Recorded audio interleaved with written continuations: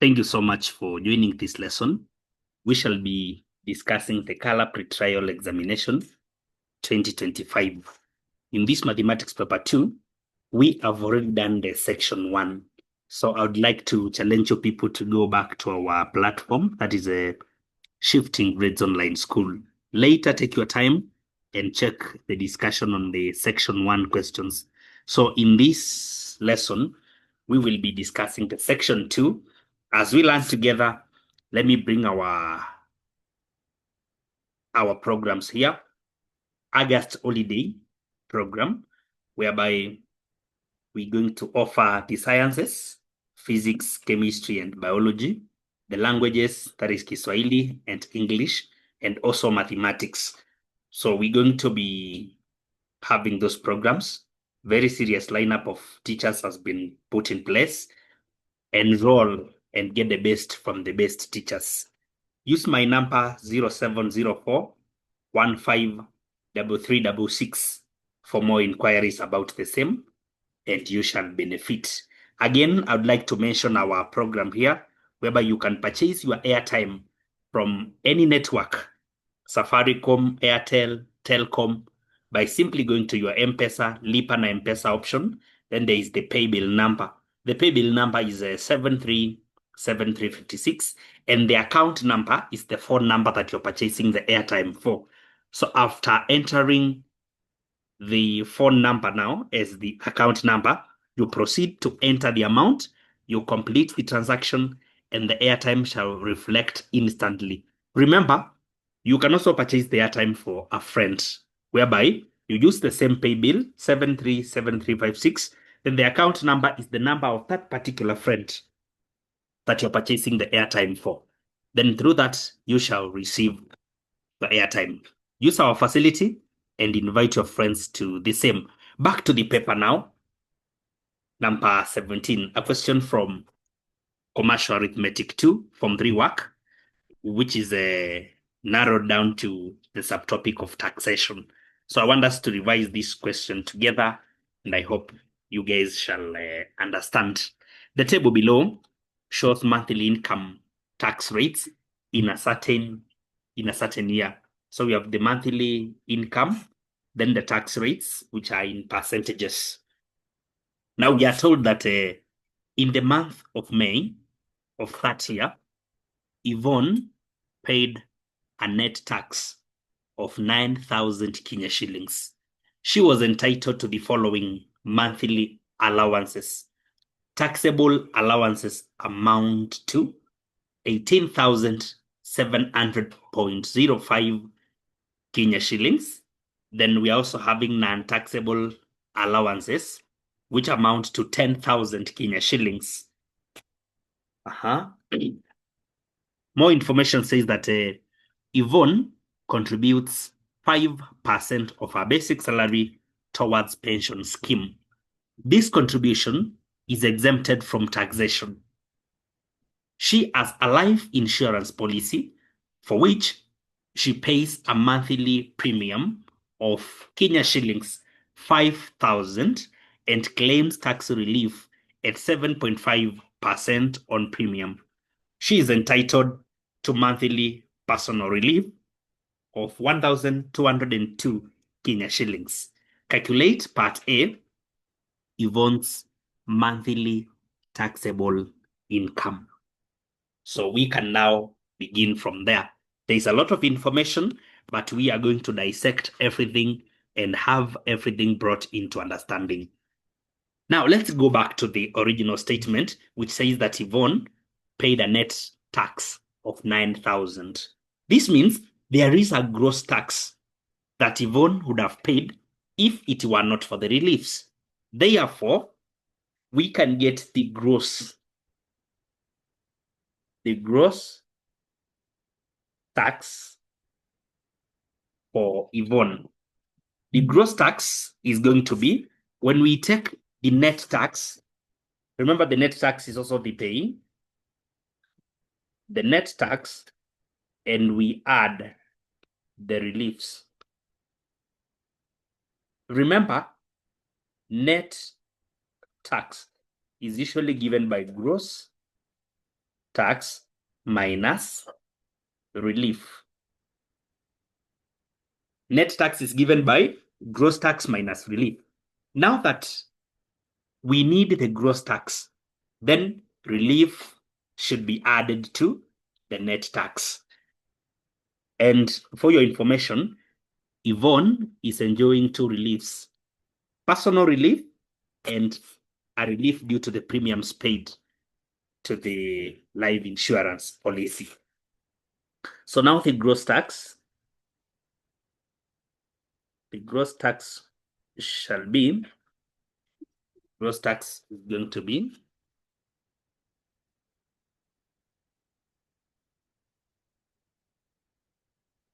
the net tax, which is equivalent to 9,000. Then to this, we shall add the reliefs. The first relief, which is personal relief, is 1,202. Then we add again a premiums relief, which is 7.5% of the premiums paid, premium of 5,000. So the gross tax due to Yvonne's income is 10,577. Yeah, 10,577 actually. So now we can now proceed to something else. We now want to calculate the amount of taxable income that brought about this gross tax. So we're going to tax unknown amounts until we get a tax totaling to 10,577. So from the first bracket of this table, we have a 9680 times 10%. I think we can use the space here actually. 9680 at the rate of 10%. You know, 10% means 10 over 100. So we can just write it as 10 over 100. This is going to be 968. We proceed to the next bracket, whereby we should take 18,800 and we minus 9680. This will give us 9120. So 9120 is the taxable income in the second bracket at the rate of 15%. And this shall give us 1368. Then the next shall be 27,920. We subtract up there, the limit up there, which is 18,800. This again is giving us 9120. This at the rate of 20%. And we're going to get a tax of 1824. 1824. Then the next shall be, remember, we are taxing until we get a total of what? 10,577. Looking at what is already available on the taxes side, we are yet to total to 10,577. And therefore, we are supposed to proceed taxing, whereby now in this other bracket, we are talking about 37,040 minus 27,920, giving us again 9120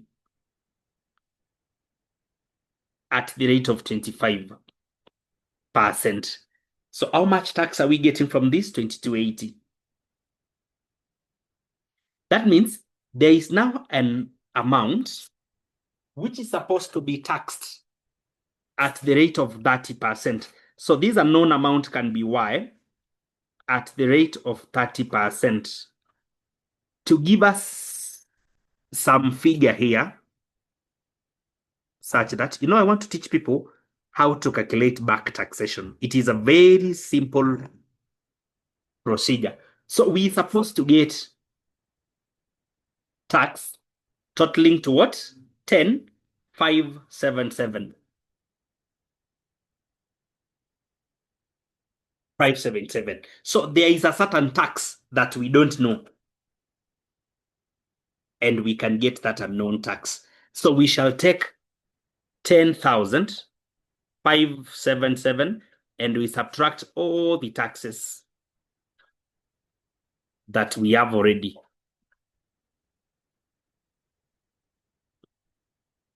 We subtract all the taxes. You know, this is giving us 6417. 6417. So now we are having 6417 at this point. Let me even write it in a different color. We have 6417 there. 6417. So that now, if all this is added up, if all that is added up, then what are we getting? 10,577. Now, the question here shall be, what are we taxing at the rate of 30% to give us 6417? So a certain amount which is unknown, why? At the rate of 30%, rate of 30% should give us 6417. So we can remain with y by multiplying by 100 over 30 on both sides. 100 over 30 on both sides. And the value of y shall be 21,390. So the taxable income in the last bracket is 31,390. That is the amount taxed at the rate of 30% to give us 6417, such that when we add up all the taxes, we are getting the gross tax that we add. Therefore, now we can get the taxable income for Yvonne by saying this: beyond 37,040, we are taxing 21,390. So 21,390 plus 37,040.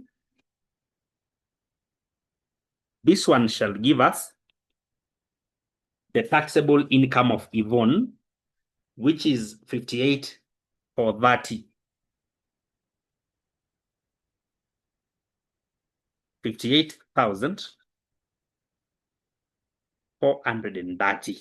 That 58,430. Part B. We are also supposed to calculate Yvonne's monthly basic salary. Monthly basic salary. We are supposed to know that taxable income is involving a basic salary plus taxable allowances. Not all allowances. Look at that. Not all allowances, because for Yvonne, we have taxable allowances amounting to 18,700 and non-taxable allowances amounting to 10,000.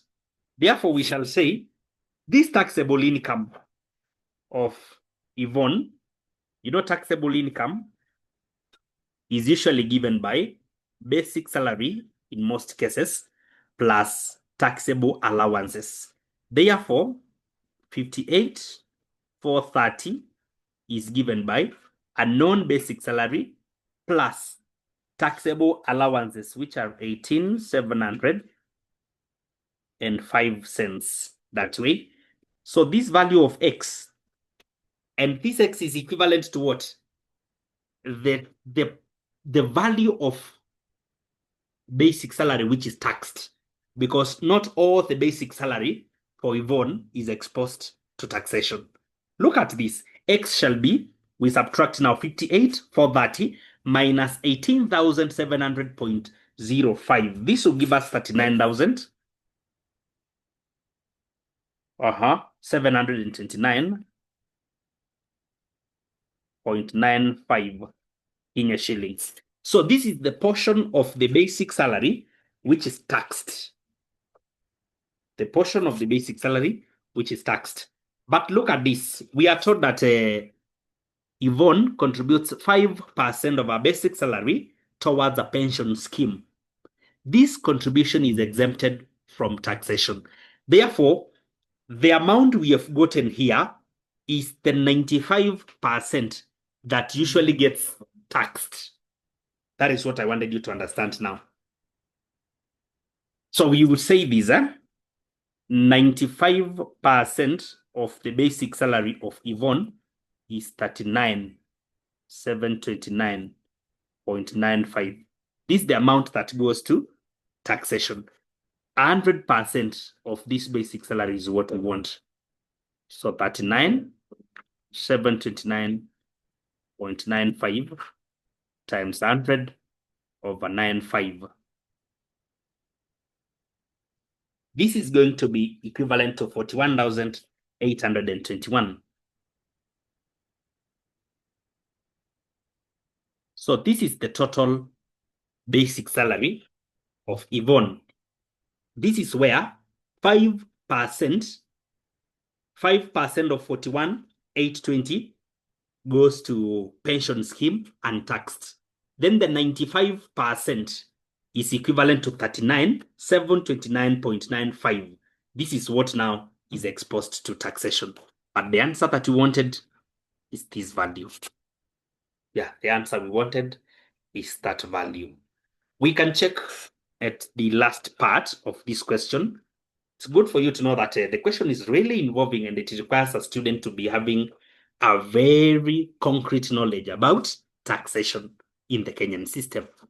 The following deduction is also made from Yvonne's gross salary. Circle loan repayment, which is equivalent to 12,000 Kenya shillings. 12,000 Kenya shillings.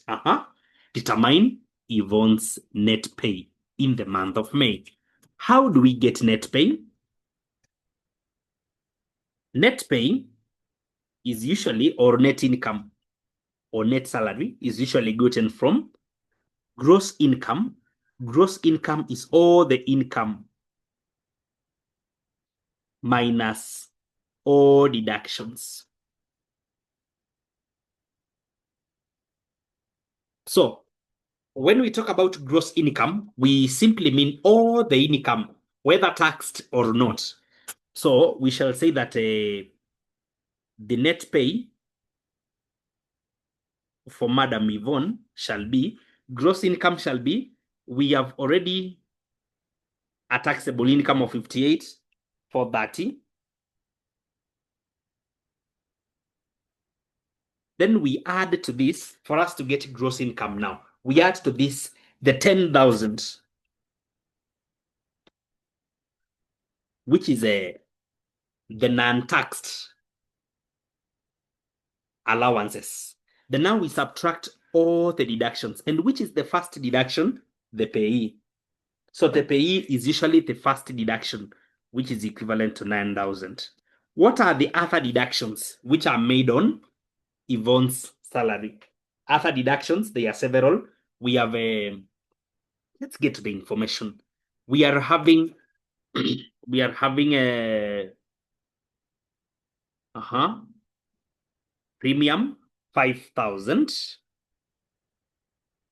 Premium 5,000. What else are we having? We are also having the 12,000 loan repayments. Something that you're supposed to understand, if we start talking about this value here, there is the 5% of the basic salary, which is slashed for a pension scheme.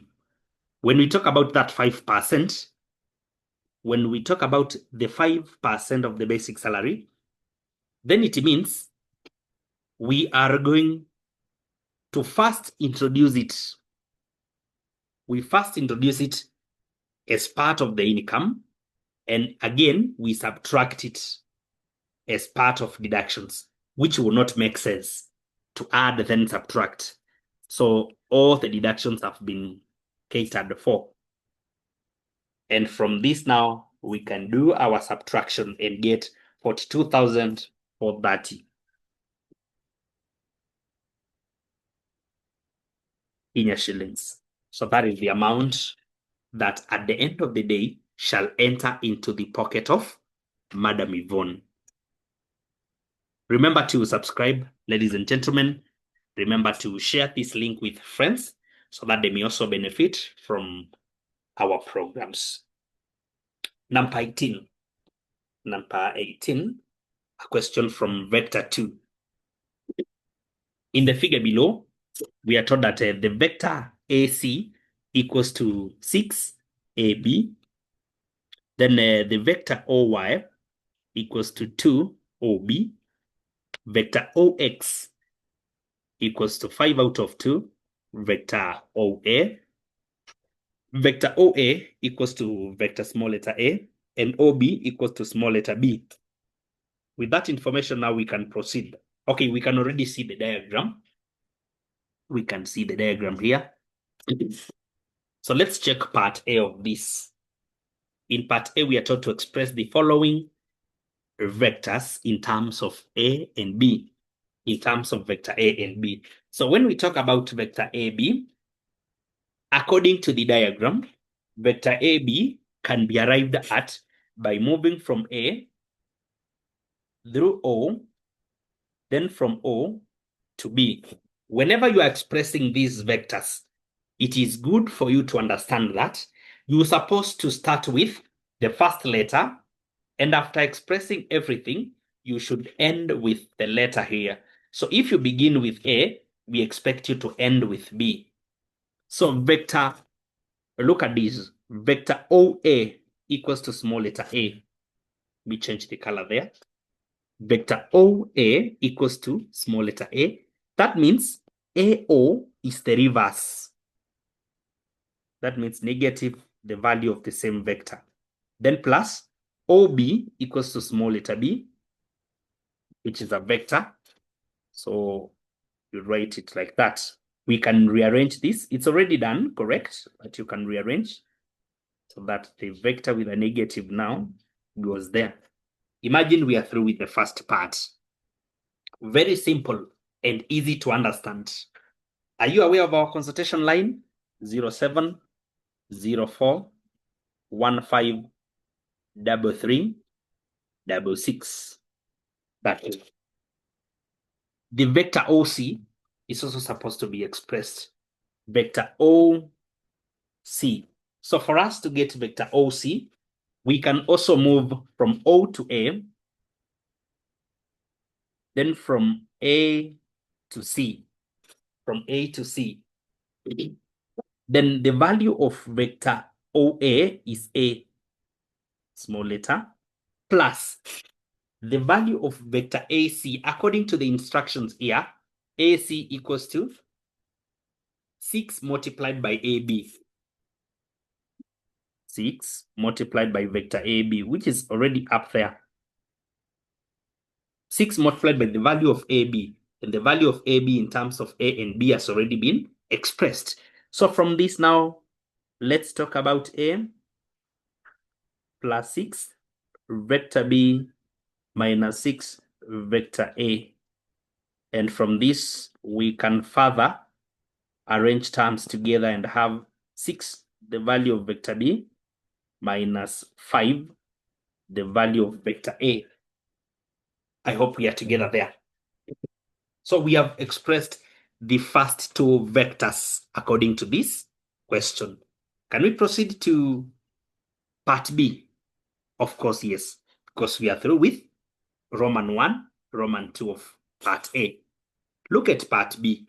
Express XY and XC in terms of A and B. Let's look at XY, vector X, vector XY. Let's look at that. We go back to the diagram. We need XY. So vector XY, we can achieve this by moving from X to O, then from O to Y. From X to O, then from O to Y. XO plus OY. Let's proceed to replace this now. XO, what is vector XO? We go back to the instructions again. OX is equivalent to 5 over 2 vector OA, which means if we are having OX, then it would be easy for us to get XO, which means just the reverse direction.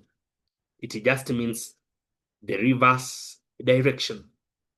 So in the reverse direction, then we shall say that XO is negative 5 over 2 OA. Negative 5 over 2 vector OA. And vector OA now as a value of A. That way. Plus vector OY. Let's look at vector OY. Vector OY is equivalent to 2 OB. 2 OB, whose value is B. That way. So this can now be rearranged. 2 vector B minus 5 over 2, the vector A. We are done at that point. We are done. After expressing that, we proceed to express the other vector, which is X to C. Now, according to the diagram, from X to C, how shall we move in a better way? X to C. We need to move from X to O, then OC. X to O, then O to C.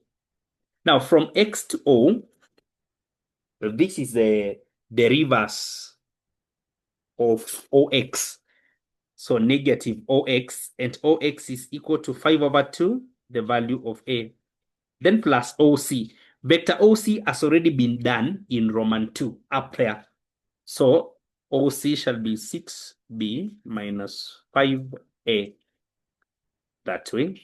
It's good to write the vector notation kindly to differentiate vectors and the ordinary alphabet. Vector B is just 6. Then minus 5 over 2 minus again 5. You know 5 over 2 is 2.5. So 2.5 and 5 shall give us negative 7.5, which is also negative 15 out of 2.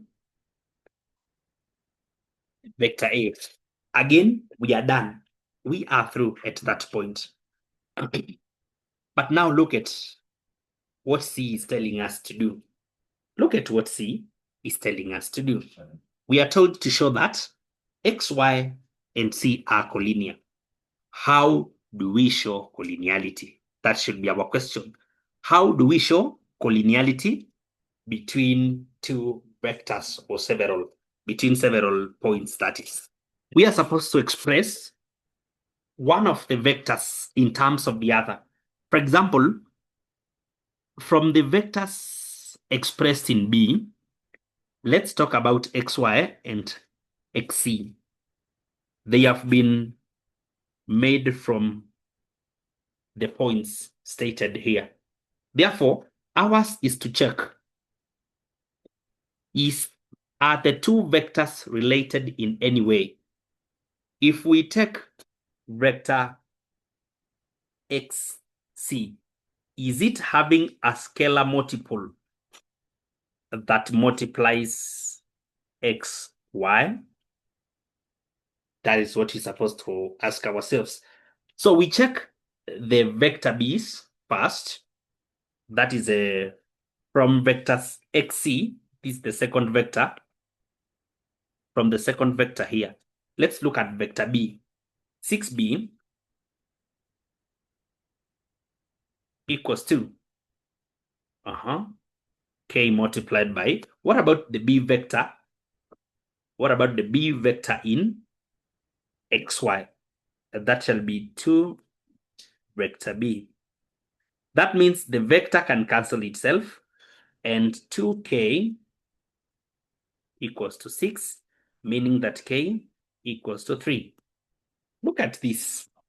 That is according to vector B. What about vector A? Vector A, we are having negative 15 over 2. Vector A. And for the other vector, whereby we should ask ourselves, do we have a scalar multiple that can multiply negative 5 over 2? Vector A. So this is going to be think we can divide it. When we divide 15 over 2, you know this is 7.5. This is equal to 2.5k, also negative. So to remain with k, we divide through. So according to the two vectors, you can see that there is a scalar multiple that multiplies vector xy for us to get xc. So we can say that vector xc equals to 3 times vector xy. And if this is so, then it means the two vectors are parallel. So xc is parallel to xy. Then, according to the two vectors, there is a point which is appearing on both vectors. This is point x. So you say x is a common point.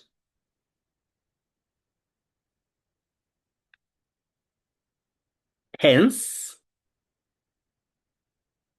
x, y, and c are collinear points.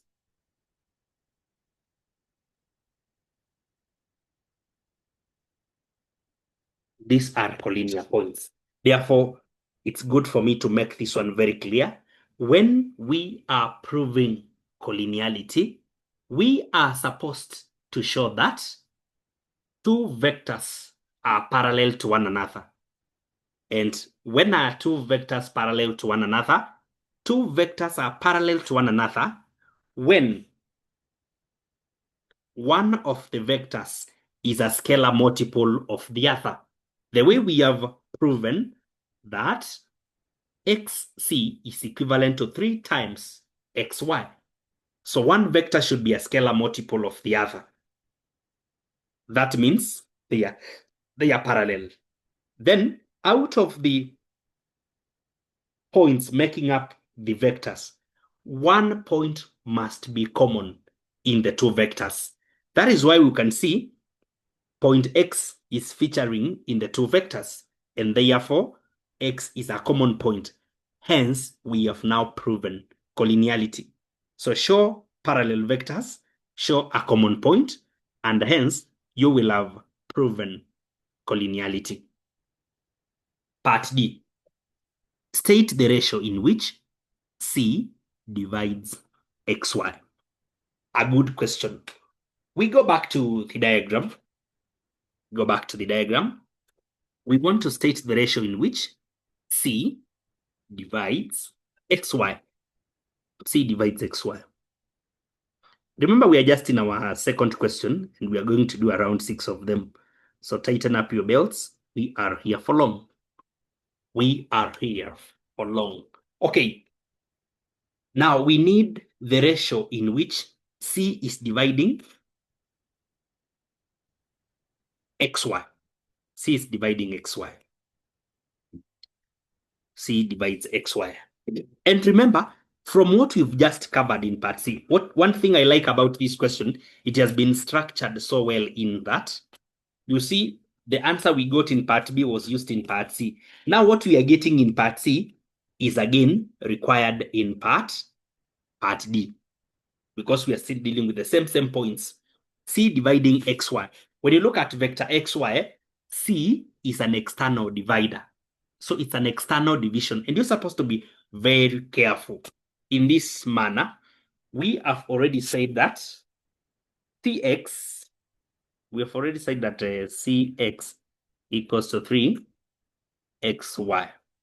Therefore, from C to X, you see from C to X, that length from C to X is equivalent to 3 times the length from X to Y.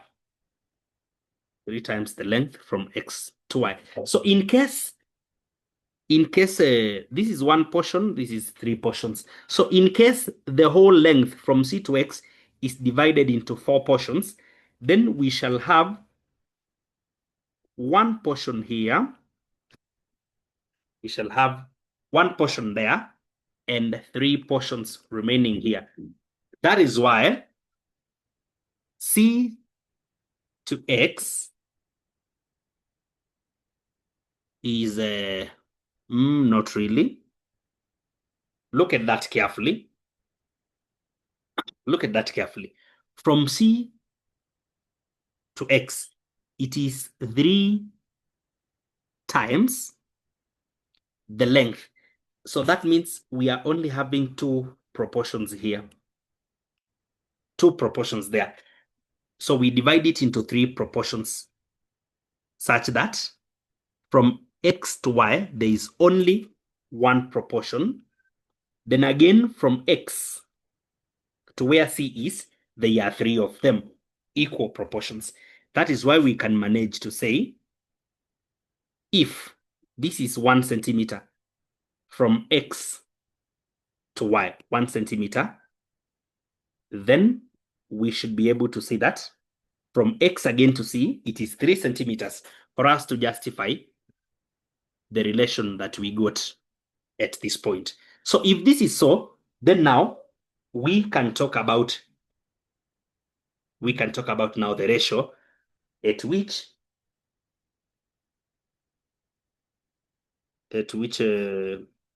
C is dividing XY.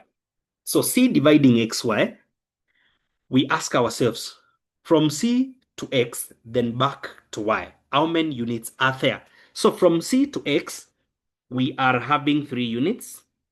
And from X to where Y is, from X to where Y is,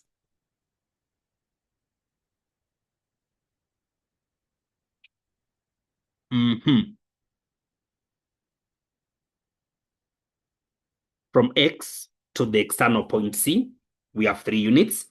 And from now the point back to C, we have 2 divisions.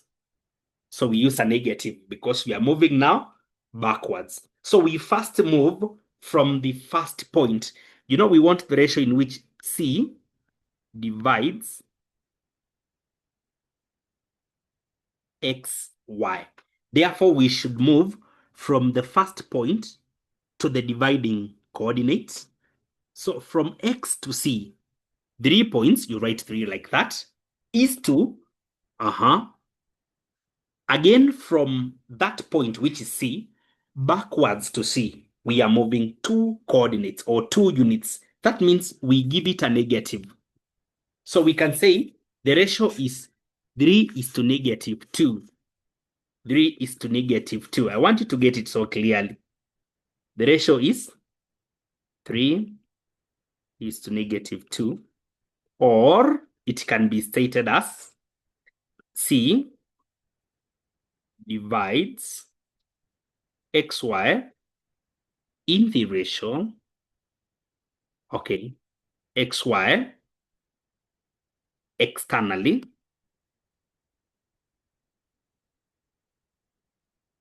in the ratio 3 is to 2. So with the language of externally, we don't have to introduce the negative now. But without the word externally, then your ratio is supposed to bear the negative. Let's agree on that. So 3 is to negative 2. Yeah, 3 is to negative 2. Another interesting question on sequences and series. Very interesting question. Guys, I request you to follow through. Kindly, just follow through. Look at this. We are given that the second, third, and ninth terms of an arithmetic progression, that is an AP, form the first 3 terms of a geometric progression, a GP. Find. Actually, we should be having the language there. Calculate or determine or find. Determine part A, the common ratio of the GP. So we can work out slowly by beginning with that part. Then we continue exposing the question with time. So now I'm talking about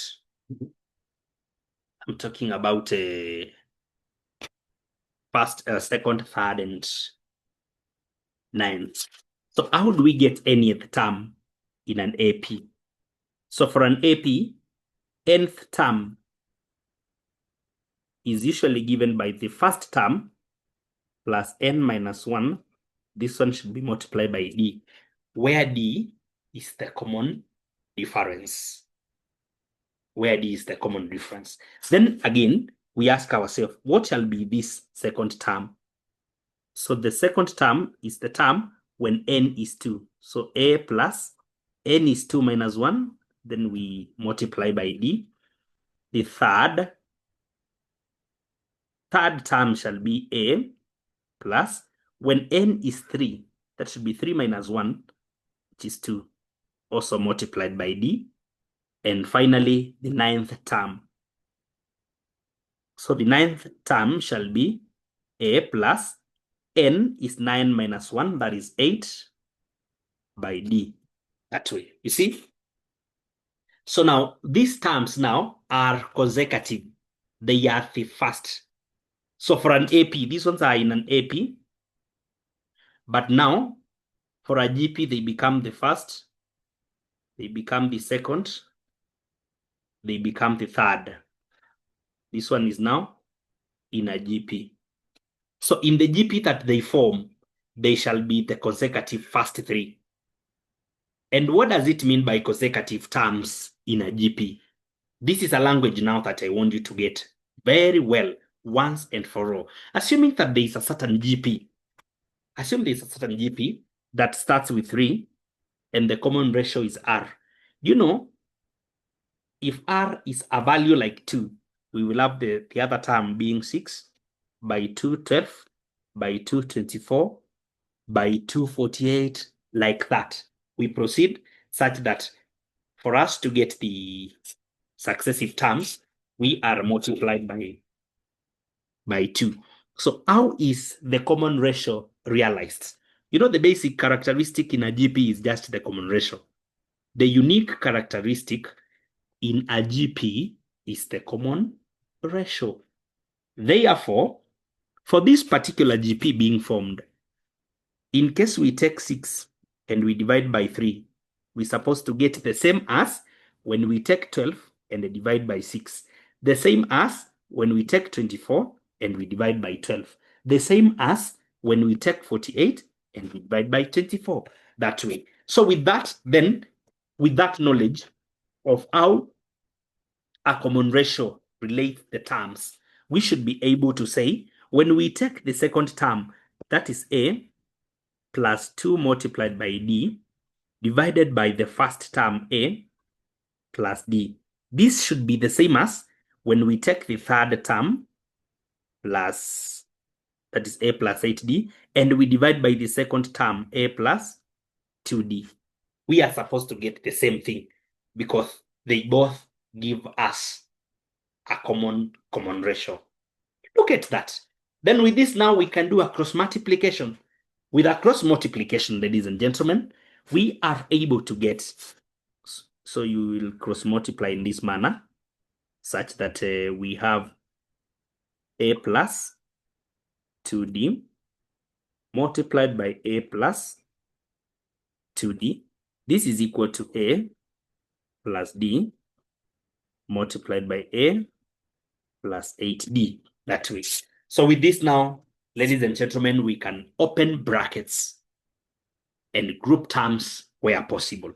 So when we open brackets, A plus 2D is just being squared. So this shall be A squared plus 4 AD plus 4 D squared.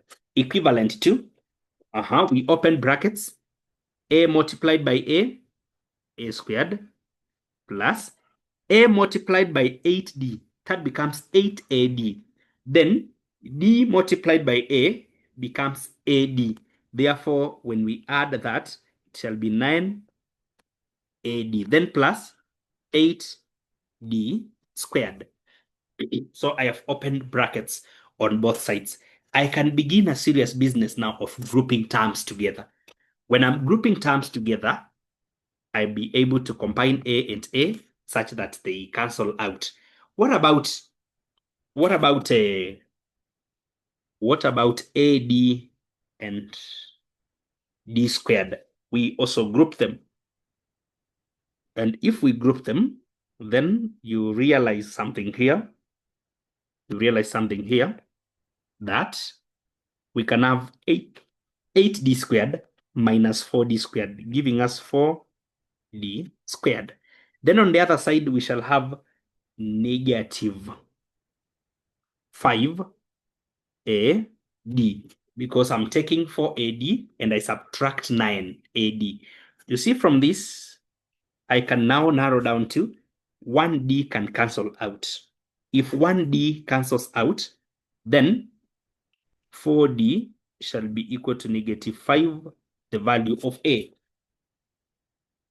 Get 5, the value of A. So how would we finally talk about the value of D, even if we shall express it with reference to the value of A? This shall be negative 1.25, the value of A. That is after I have divided through by 4. So if this is the value of D expressed in terms of A, then it means we can get the value of R now from this original expression, whereby we shall say the first term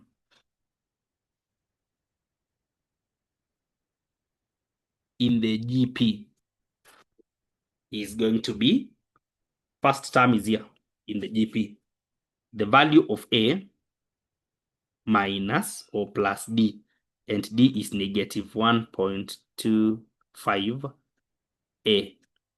You see, this shall be negative 0.25A that way.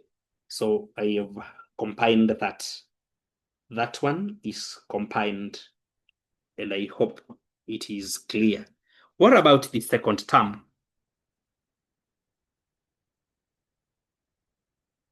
Shall be A,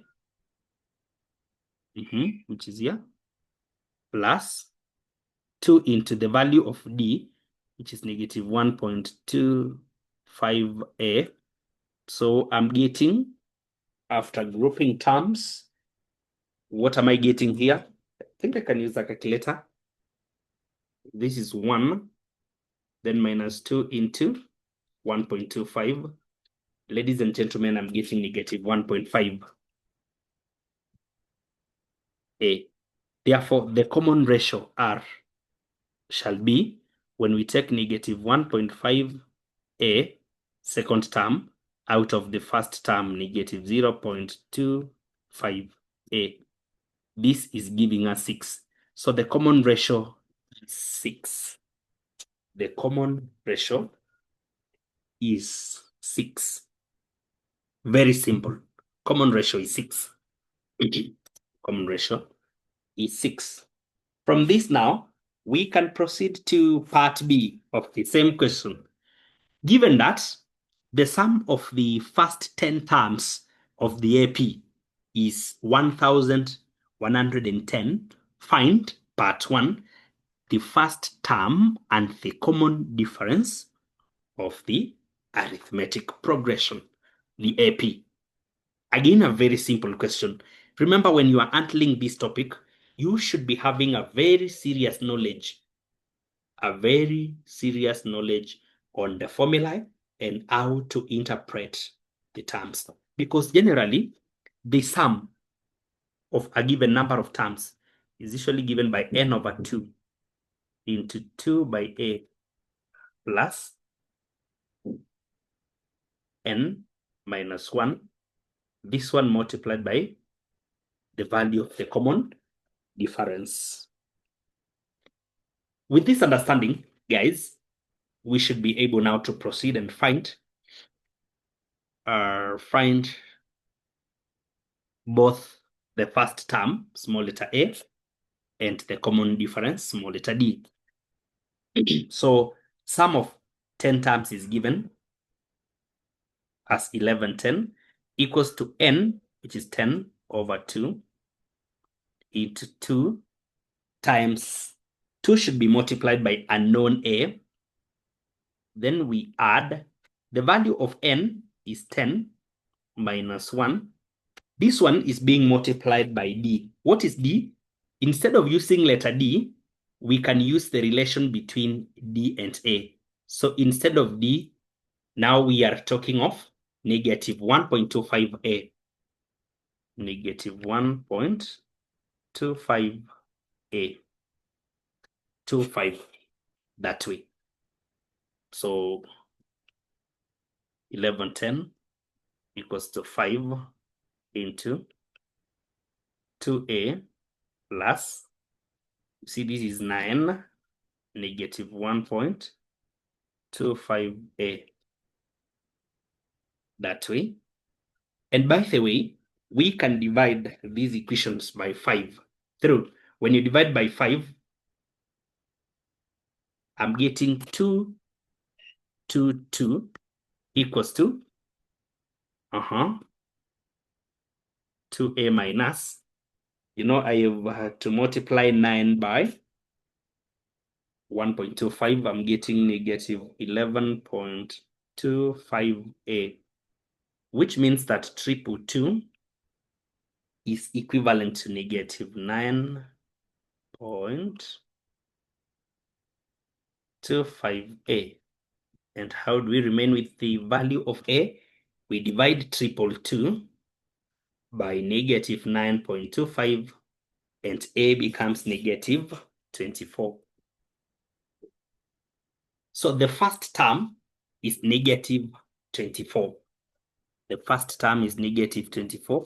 What about the common difference, d? According to the previous expression, the value of d is negative 1.25 times the value of a, which is also negative, which is also negative 1.25. That way. Negative 1.25 multiplied by the value of a, which is 24. And it's a negative 24 actually. So this becomes positive 30. So this becomes positive 30. Yeah, that way. Positive 30. Very good. A very good question. Very good question. So we are having the value of d. If we have the value of d, then it means now, okay, we are also having the value of a. So we can rush to the last part of this. The last part of this, guys, that is Roman 2, is telling us that the number of terms of the AP that will give a sum of at least 2,400. At least. We need at least this. So let's get to this now and say that in an AP, we already have the formula here. So it is the number of terms which is not known, but we need the sum to be at least, not 2,400, but at least 2,400. At least 2,400. So when I say the sum is known, we can talk of 2,400 equal to n over 2 into 2a. A is 24 negative plus n minus 1 multiplied by the common difference, which is equal to 30. Then you see I'm having 2400 equal to n over 2 into negative 48 plus 30n after opening brackets, negative 30, like that. So we can say 2400 equals to n over 2 into negative 78 plus 30n, like that.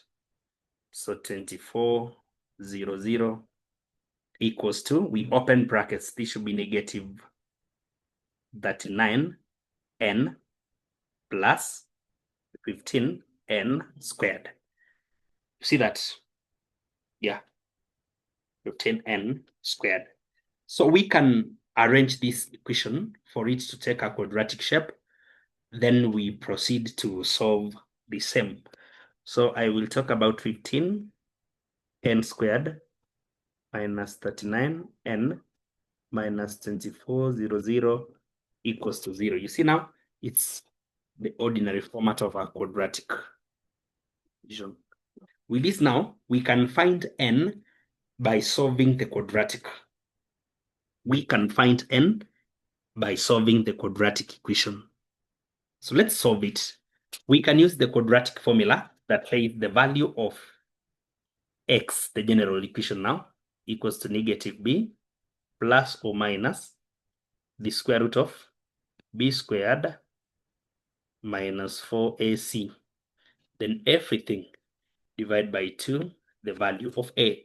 So according to the equation that we are having here, the value of a is 15, the value of b is negative 39, the value of c is negative 2400. So those are the variables that we shall fix in the above formula to give us our unknown n. Negative 39. So negative, the value of b, which is negative 39, shall be 39 plus or minus the square root of negative 39 squared minus 4, the value of a times the value of c, which is negative 2400. Then we divide everything by 2, the value of a. To the value of a.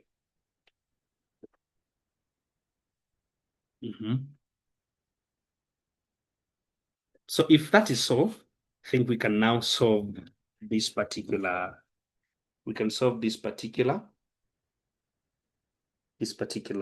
equation. Yeah, this one can be solved now. So I will start by, I take 39 I square. So 39 squared, this gives me 1521.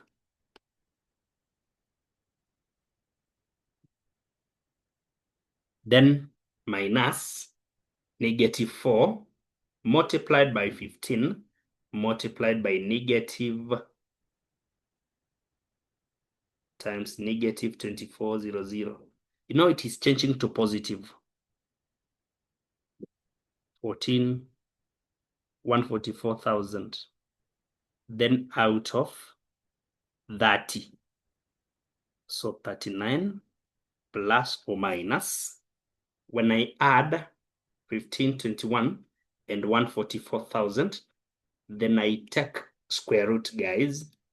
I'm going to have 381.47. Then out of 30. So we can begin with the positive part. When we take 39 plus 381, then we divide by 30. I'm getting 14.02. So the possible values of n equals to 14.02, or n equals to, the other n will be negative automatically because it's 39 minus 381.47. Then this I divide by 30, I'm getting negative 11.42. So we cannot have a number of terms being negative. So we shall talk of the value of n concluded to be 14.02. But now the answer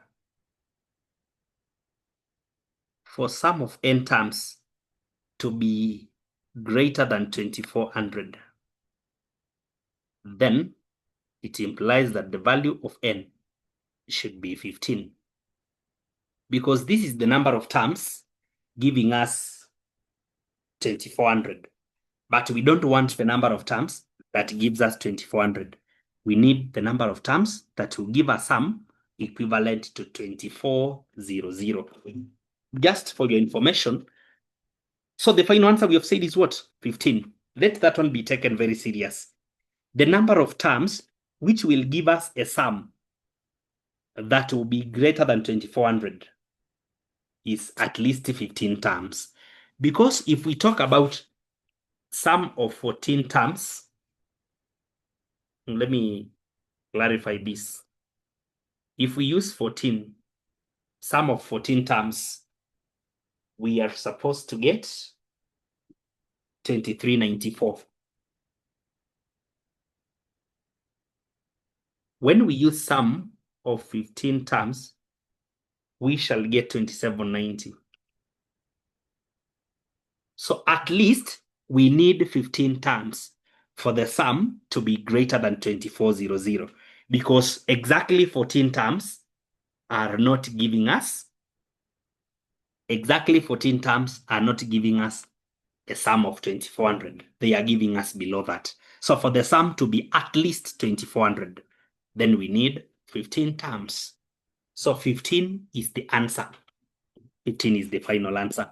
And it's my hope that this particular question has been understood. Okay.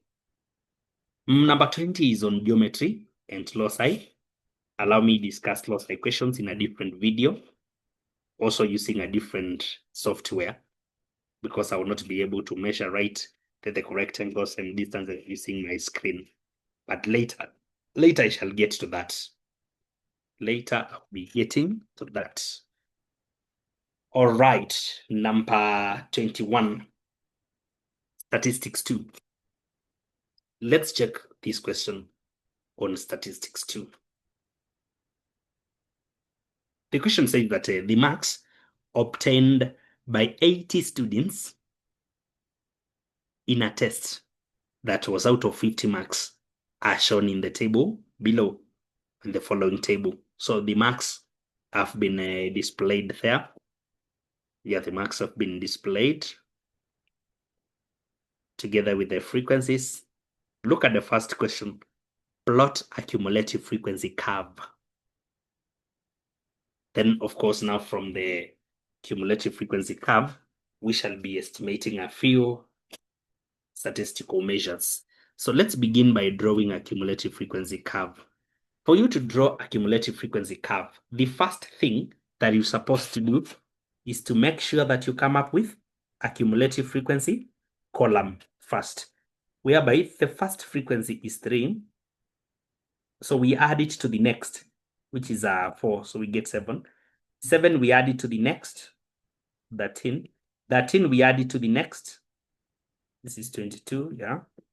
Then 22, we add it to 11, 33. 33, we add it to 15, 48. 48, we add it to 14. I'm getting a 62, right? Plus 9, 71. Now when I take 71 and I add 5, I'm getting 76. And finally, 76 plus 4, I'm getting 80. So these are cumulative frequencies now. That should be your first assignment, to get the cumulative frequency column or row, depending on how the data has been arranged. Okay, so we can now proceed to the plotting of a cumulative frequency curve. There are some sensitive statistical graphs, and that one, which is usually tested in paper 2, is the OGIVE. The OGIVE is what we are calling a cumulative frequency curve. It should be cumulative frequencies against upper class boundaries. Mark that word, upper class boundaries, not just class boundaries, upper class boundaries. So you are supposed to understand, what do we plot for us to get every statistical graph for you to be on the safe side. Paper 1, there are several. Histogram. Histograms are 2 types. We also have the frequency polygon in paper 1. Make sure you know what quantity is plotted against what to give us the specific statistical graphs, so that you may have them in the right shapes and as the right things. So please make sure that you get everything right. Okay. So now we can get to our plotting. Whereby we need to plot the first. Okay, we have not yet came up with the axis. So we have the axis just drawn, but not calibrated. So we are rushing on the cumulative frequency from 0 to 80. I think we can use intervals of 10. 10, yeah, 10 will be okay. So cumulative frequency shall be here. So 10, 20, 30, 40, 50, 60, 70, 80, 90, and so on. Those are the cumulative frequencies. That's how you're supposed to do them. From there, we should talk about the max now, whereby we shall start with the lower boundary of, okay, the first upper boundary. The first upper boundary, which is the first upper boundary here, is going to be 4.5. So 4.5, and we are moving all the way to 49.5. So allow me to use intervals of 5 again. So from 4.5, I'm going to write them this way. 4.5. Then we go to, and it's also good for you to know that this is not 0. So 0 is on the vertical axis only. 9.5, 14.5, 19.5, 24.5, 29.5, 34.5, 39.5, 44.5, 49.5, 54.5, and so on. So that's how the marks are supposed to be. So here we got marks. On the other side, we are having cumulative frequencies. So plotting, allow me use the blue to plot. So we are plotting 4.5 against 3. 4.5 against 3. And remember, we are having 2 squares to represent 2 people. Therefore, 3 shall be here. 3 shall be there after just one small square and before the second is complete. Then 9.5 with 7. 9.5 with 7. 7 again is in between somewhere there. Then 14.5 with 13. So 14.5 with 13. 13 is, this is 12. After 10, we have 12. Then 13 is in between 12 and 14. Then 19.5 against 22. 19.5 against 20, 22. So 22 is here.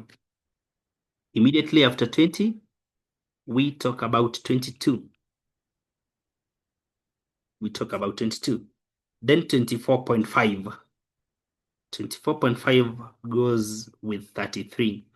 24.5 with 33. So 30, 32. 33 is in between there. Yeah, 33 is in between there. What about the next upper boundary, which is 29.5? This should go with 48. So this goes with 48.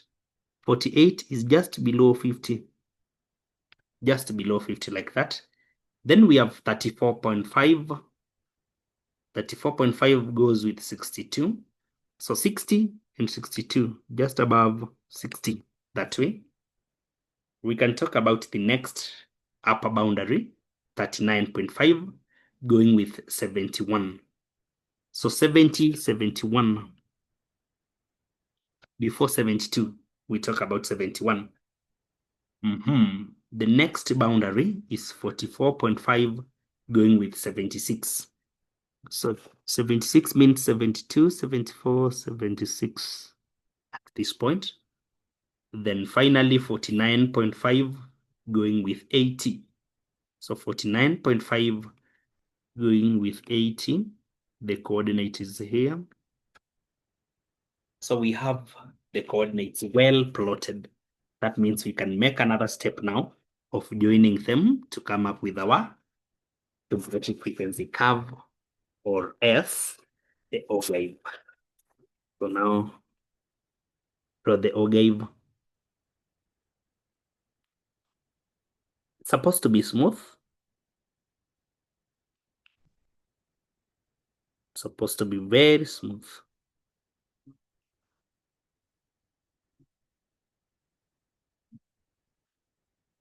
So I'm joining them using my freehand, but very smooth.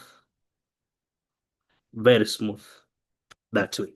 So what I'm having here, ladies and gentlemen, is what we call an OGIVE, otherwise called a cumulative frequency curve. So it's already done. This is what the examiner wanted. We have already drawn an OGIVE. After drawing the OGIVE, what is demanded after that? What is demanded after this? We look at it closely. We look at it closely and discover that we are told to use the OGIVE, or the curve, to estimate. And you see the examiner is very, very generous, actually. Plot cumulative frequency curve. Then we are told to use the curve. So you've been guided already that the examiner expects a curve. You will see other people plotting bars, others plotting lines, others plotting things that they have never seen. Yet, the examiner is talking about a curve. And how should a curve be? A curve is supposed to be smooth. Just to guide you, we are having 4 marks here. How are the 4 marks distributed? The first mark is a B1, an independent mark for the correct column or correct row showing the cumulative frequencies. That is where B1 goes. Then we have a good scale, plotting correctly and coming up with a good curve, C1. So you shall have a total of 4 marks. That's simple. Now we use this curve to estimate, not to determine, not to calculate, to just estimate. What are we estimating? The quartile deviation. What is quartile deviation? Quartile deviation is another name of semi-interquartile range, whereby we need Q3 minus Q1 out of 2. So we need the upper quartile minus the lower quartile. You know that one alone is semi-interquartile range. But for us to get Q3 minus Q1 is what we call the interquartile range. So semi-interquartile range, otherwise called quartile deviation, is now when we divide that by 2. So Q3 means 3/4 of the data. The total students are 80. So 3/4 of 80 gives us 60. So what is the mark which has been scored by the 60th student? The mark scored by the 60th student should give us Q3. The mark scored by the 60th student, the mark scored by the 60th student should give us what we need. So allow me use now, when I go to 60, then I move along that until I cut the curve. Then now, once I meet the curve, now I check the marks down there now. So I have to use very straight lines to show that I'm interpreting the graph and I'm not getting values from the sky. I'm not just getting marks from anywhere. I am using my own graph. So the lines that I'm using are guiding the examiner for you to show that you've really used the graph. Okay, What are the intervals? What is the scale used in the x-axis? From 29.5 to 34.5, you have 5 units and 5 small squares. So each small square is 1 mark, and that will be 29. So 30, 31, 32, 33, 33.5. 33.5 marks. What about Q1? Q1 is where a quarter of 80, which is just 20. What is the mark scored by the 20th student? The mark scored by the 20th student. That is what we need. So the mark scored by the 20th student. We move along that. Down there, we read the value. You see what I'm able to get? And I'm very accurate. Actually, I'm getting half. I'm in the middle of 2 small squares. In the middle of 2 small squares. So 14.5, 15.5, 16.5, 17.5, and half. That means 18. That means 18. So with this now, we can get the quartile deviation. 33.5 minus 18 out of 2. What are we getting from this? 33.5 minus 18, 15.5, then over 2. I'm getting 7.75.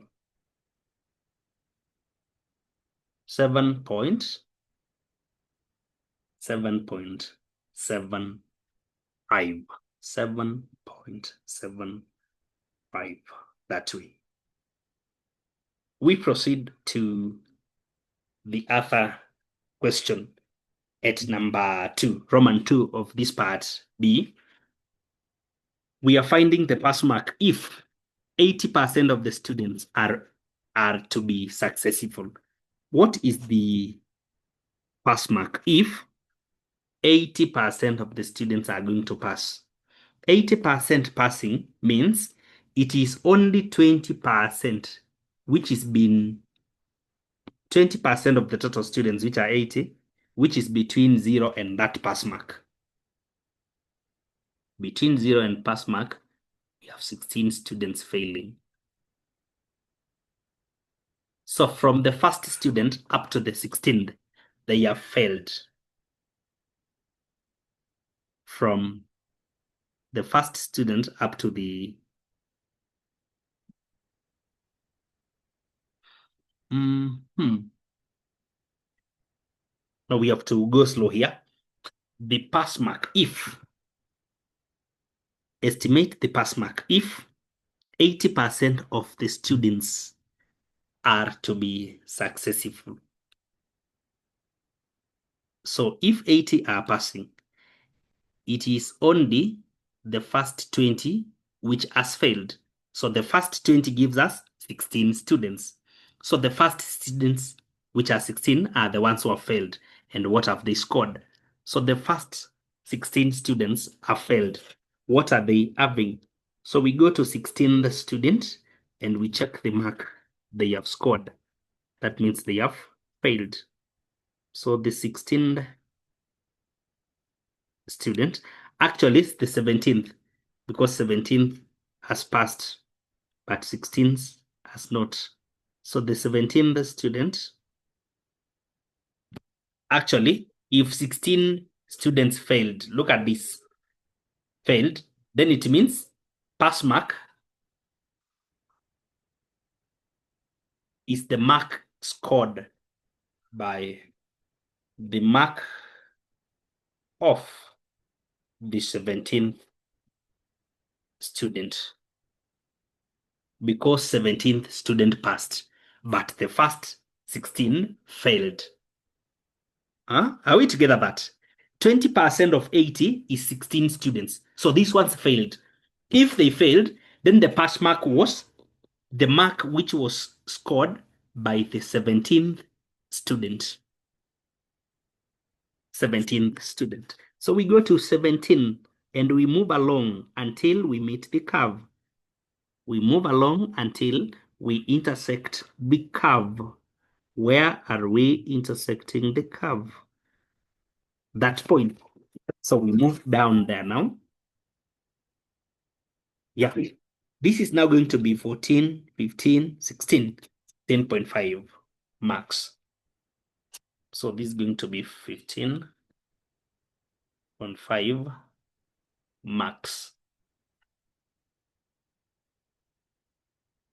Yeah. 10.5 max.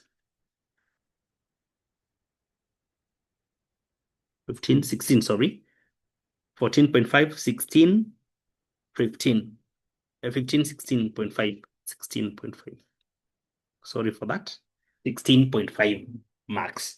That is the mark which has been scored by the 17th student, and it must have been the pass mark. That interpretation really requires a student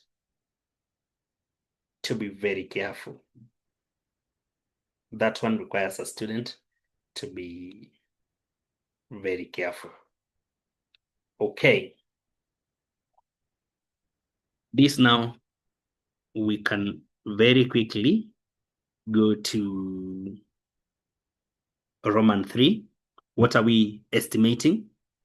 The number of students who would pass if more than 40% is required to pass. More than 40% is required to pass. So more than 40% means what? More than 40% is the mark required to pass. And I want you to check very well that the exam is out of 50. This one is a technical question. The exam is out of 50. So if it is out of 50, then means 100% is a student with 50 marks. What about 40%? 40% means 40. 100. So this is going to be 20 marks. So for you to get 40, you should be having 20 marks. So 20 marks is the pass mark. How many students are going to pass? The students with more than 20. Students with more than 20. So we go to the marks part and check 20. Where is 20? On the marks, we check 20. On the marks, we check 20. Supposed to be very keen here. Look at this. On the marks, we go where 20 is. You know, after 19.5, we go to 20.5. But before that, we are having exactly 20. So how many students are having this mark of 20? Now we move along that to read those students.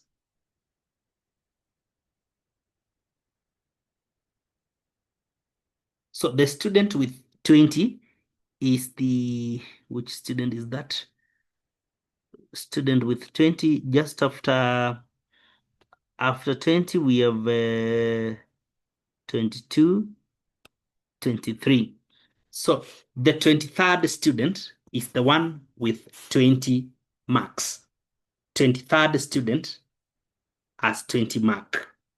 23rd student has 20 mark. 23rd student.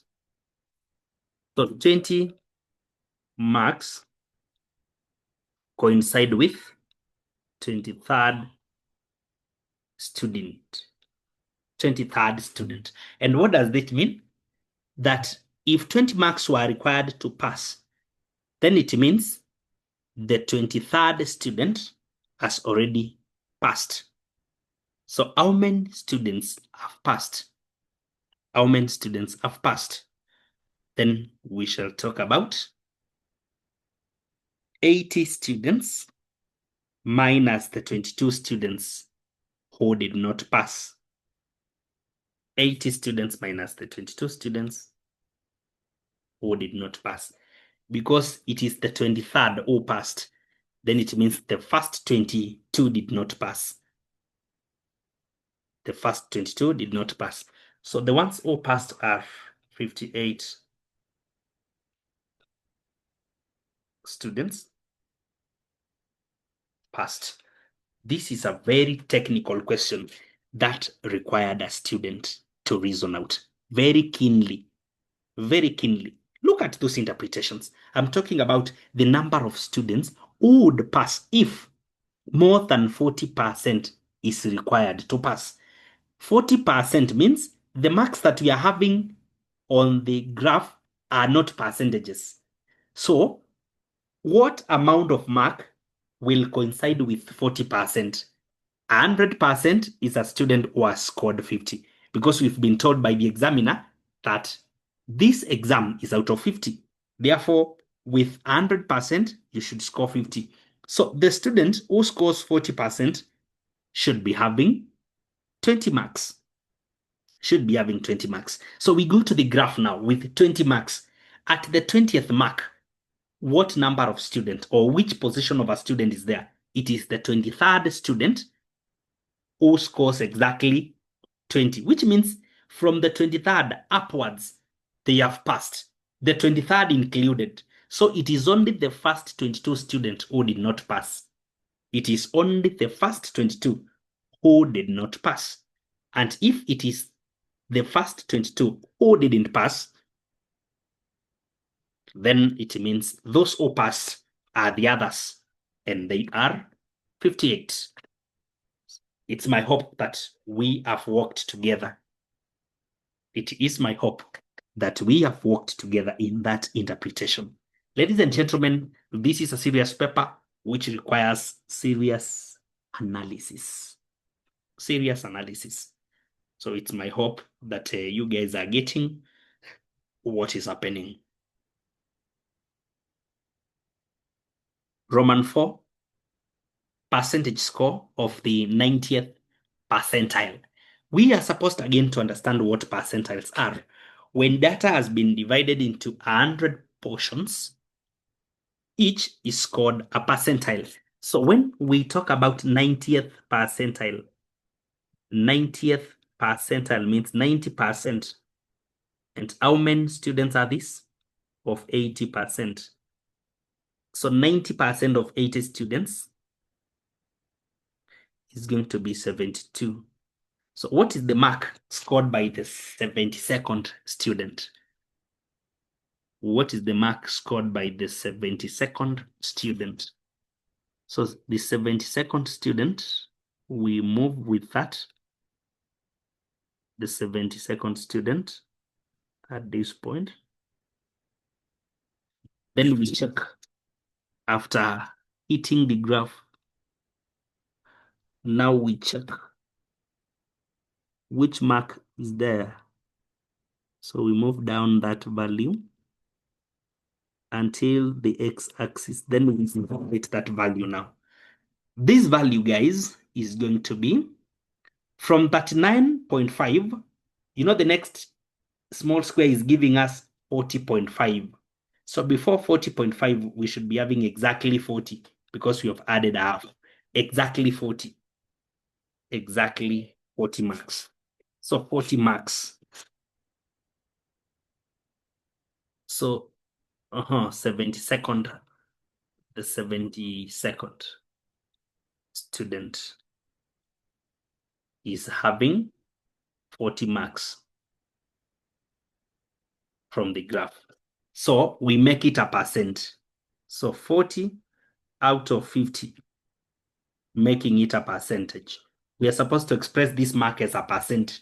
So we have the percentage score. Percentage score. This becomes 80%. This becomes 80%. Yeah, 80%. The 90th percentile. 80%.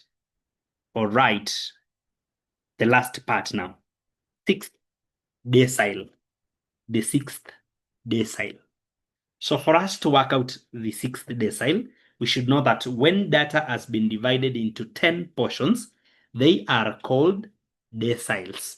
These deciles now, the sixth one means 6 over 10 of the 80 student, which means 48 or 48th student score. What is the score of the 48th student? The score of the 48th student. We are really using this OGIVE. 48th student, then we move along that. 48th student, then we move along that, and we read the score. And this is exactly 29.5. It's even among the plotted coordinates. This is 29. Yeah, 29.5, the value here. 29.5. 29.5 months. We've not been told to make it a percentage, so we just leave them as raw marks out of 50. Those are the raw marks out of 50. A very good question. Very good question. What about number 22? What about number 22? Which is a question from three-dimensional geometry. Three-dimensional geometry. So we're going to work out three-dimensional geometry. I hope that you guys are really cooperating and following up with everything. It's good for you to be reminded of our consultation line 0704153366. Three-dimensional geometry. So that is what we are picking up with. I can check a few comments. Guys, remember you can say hi, you can subscribe. Let us know where you're watching us from. Let us know your name. Let's know the school you come from. Who teaches you mathematics, by the way? Say hi to your mathematics teacher. And also pass our regards once you open school. When schools are open, let me mention this, that our programs will still be continuing. So once in a while, through your mathematics teacher, I know very many schools which are applying our system here. You just talk to your math teacher and you check what is happening in Shifting Grades Online School. So you don't have to wait for the holidays. Let your math teacher know about this program, which is helping both teachers and students. Actually, we are sending revision papers to both students and teachers. So while in school, you can also demand for some math papers through our number here by just telling the teacher that through this number, we will get a lot of revision materials. And we shall keep growing. All the best, by the way, to the Form Force, to the candidates of 2025. Feel appreciated for being around. Feel honored and well wished. So we wish you well. We wish you success. Best of luck. May your efforts pay off. May your efforts pay off. All right. Now at number 22, three-dimensional geometry. The figure below is a cuboid, A, B, C, D, E, F, G, H, such that the length AB equals to 8 centimeters, BC equals to 6 centimeters, and the length HF equals to 4 centimeters. Just as you can see, everything has been indicated. Given that M is the mid of EH, that means M has not been indicated, but M is at some point here. That is where M is, the mid of EH. Calculate the first thing, the angle that line AF makes with the plane ABCD, the base. The base of this cuboid is ABCD. So ABCD is making an angle with the length AF. Where is the length AF? The length AF is running from the bottom right to the top left. That is the line. So this line, in case it casts a shadow, in case this line AF forms a shadow on the base, that particular shadow is going to be AC. that particular shadow is going to be AC. It is going to be AC. So let me draw the shadow or the projection of AF to the base, which is AC. The projection is going to be AC. How do we get the angle between a line and a plane? We get this by checking the angle between the line and its own projection on the plane. So the angle between plane ABCD and line AF is the angle between line AF and its own projection on the same plane. So the angle between the line and its own projection is the angle that I have indicated here now, the angle theta. So if we are to find the angle theta, then we can begin from when we work with this particular base. Remember, being a cuboid, this is rectangular. Therefore, at B, we have a right angle. When we take 8 squared and we add 6 squared, then we obtain the square root. We shall get the size of AC. So what's the size of AC? 10 centimeters. So AC is 10 centimeters. So now the angle that we need is having some adjacent length, which is a 10 centimeters, and an opposite length, which is 4 centimeters. So we can again apply triangle ACF. With the triangle ACF, guys, look at it very keenly. ACF, that's now another triangle. ACF.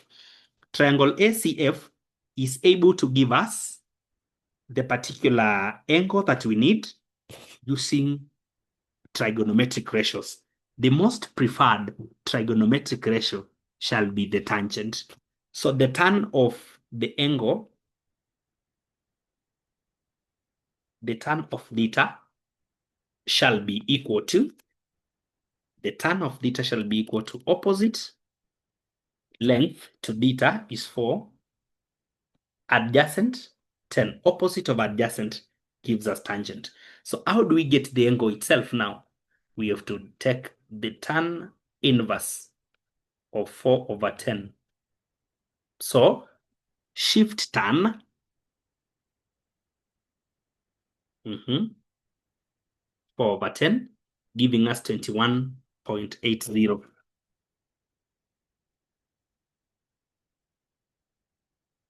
This to 4 significant figures.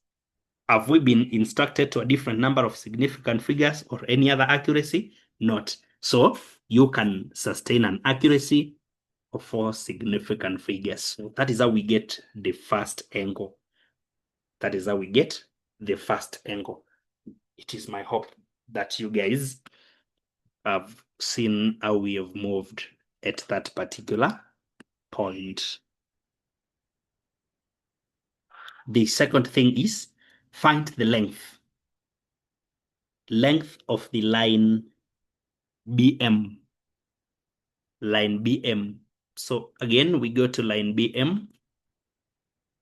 Line BM. Allow me remove a lot of jump here by rubbing the diagram again so that we may check what we exactly need. The length BM, sum from B down to or up to M that way. That's the length we need. Remember that we can draw a line down to the mid of AD, which can be termed as N that way. Then, this question is interesting, very good to analyze. Then from B to that particular point, we can also connect. We can also connect like that. So this point N. So that way. So we need BM, the length, BM here. So how many lengths do we have here? From M to N, it is 4 centimeters that way. And again, from A to N, If from A to D it is 6, then from A to N it shall be 3 centimeters. So using the right angle at point A, using the right angle at point A, or wait, or just wait. You know, we are having a lot of options here. A lot of options. So allow me do this. Allow me do this. I can use, I am able to use the right angle at A. Remember, the base is rectangular. The base is rectangular. So if I use the length of 3 and 8, I shall be able to get Bn.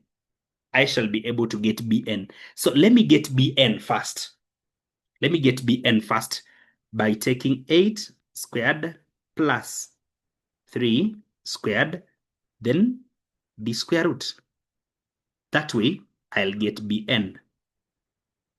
So Bn shall be 8 squared plus 3 squared, the square root of 73 centimeters. So the length of Bn is the square root of 73. If Bn has been found as the square root of 73, then now we can use it. The square root of 73 shall be that length. So we can now use the angle, the right angle at N, for us to get Bn now. And then we will say, for us to get Bn, we need to take 4 squared plus the square root of 73, also squared. Then we find square root. So we discover that Bm now shall be,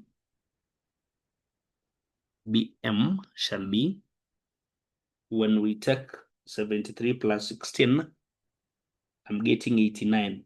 So the square root of 89, which is equivalent to 9.434.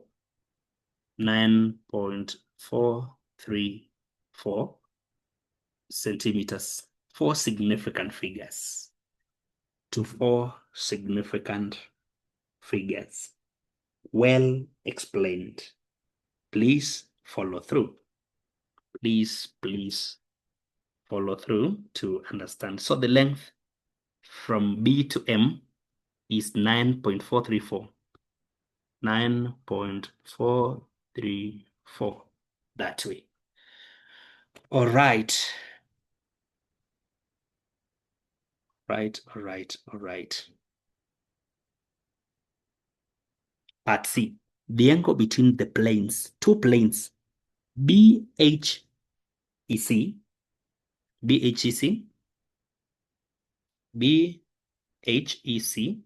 the plane there is a slopy plane. I'm rubbing the diagram again so that I may show you what we are talking about. BHEC. BH, then EC. But we can see that from now. BHEC. Let me make it red, actually, the whole of it, so that you may know the plane that we are talking about this way. That is the first mentioned plane. What about the other plane that we are talking about? It is between that plane and EFGH. EFGH. That is the top between those 2 planes, the top. So we are supposed to, the first thing, we identify where the two planes are meeting. Where are the two planes meeting? BHEC and EFGH, the top. They are meeting along line EH. So we draw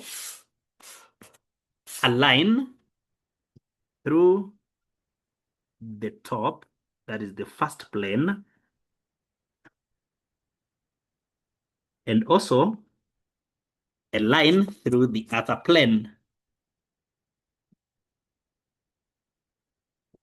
The other plane, like that. So where are the two meeting? And are they making an angle? Yes. So they are making an angle at this point. So that is the angle we need. That's the exact angle we need. How easy can we get that angle? Because it is very easy. So we can just complete a triangle here. We give it a name. This triangle, we can call this mid part X and below here Y. So triangle XYM, for us to get the angle at M, we shall need the 4 centimeters here and the 8 centimeters up here for us to get the angle. And so, because the hypotenuse is not known, then it means we should use tangent only. So the tan of this particular angle, shall be equal to 4/8.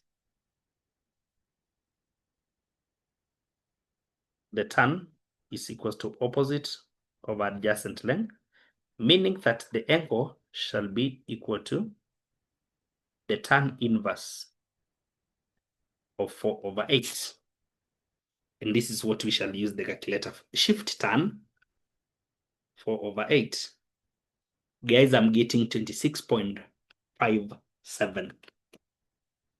26.57 degrees to four significant figures. That way. 4 significant figures. Yeah. So that is where we are now. Guys, the question is very interesting. Very interesting. A very interesting question. And it's my hope that you guys are getting everything. It's my hope that you're understanding the analysis of this particular diagram. We are supposed to rub it again. Let me just rub it. I make it clear so that I may begin a different analysis altogether. So let me get to the next question, which says we find the angle between the line MG and BC. MG, BC. MG, BC. MG and BC. Remember, M is the mid at this point. MG and BC. So the length MG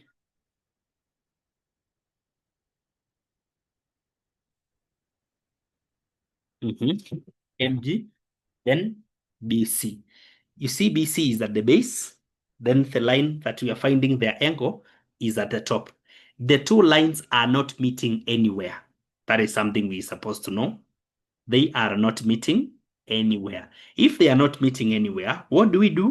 We do what we call translation. So we are supposed to translate one of the line to the plane that contains the other.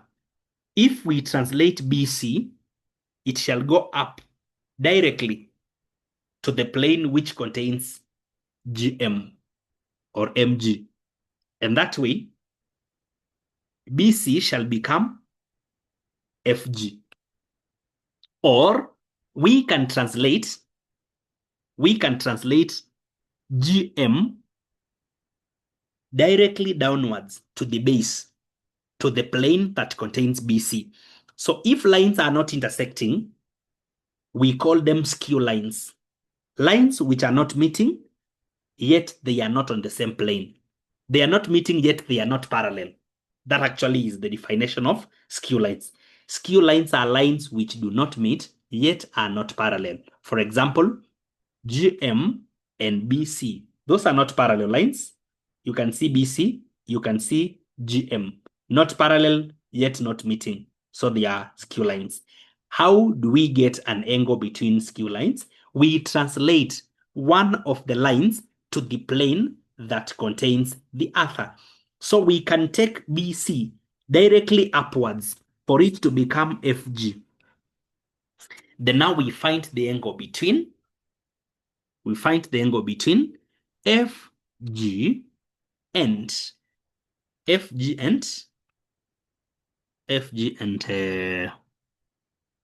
GM. So now let's get the angle between the two. So the angle is at G. So how do we get that particular angle at G? Let me first draw a certain line here, which is very direct from M. Yeah, actually. That way, you know, this one is right angled at that point. If this, we can call it X. So at X, we have a right angle. And how many lengths are we having? X to G, 3, and X to M, 8. So we find the angle at this point. At that point, it means we are having adjacent 3, opposite 8. So the angle is a bit bigger now. The angle at G can be found by saying that the tan of this particular angle is 8/3. So the tan of that particular angle is 8/3. Tan theta, 8/3. So theta shall be the tan inverse of 8/3. Directly to the calculator, shift tan 8/3. This gives us 69.44